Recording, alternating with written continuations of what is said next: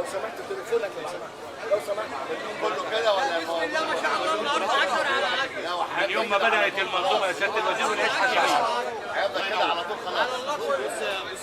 ده البدايه. التحدي ان احنا نكمل. يعني احنا عاوزين المواطن بدأ يستعيد الثقه. الحمد لله. ما فيش نوم يا سياده الوزير نهائي في الموضوع. لا نقاش ملمة الامر يا باشا ملمة مركز بيروح الساعه 6 ملمة غمر بيروح الساعه 6 في النهار الفرصه يا جماعه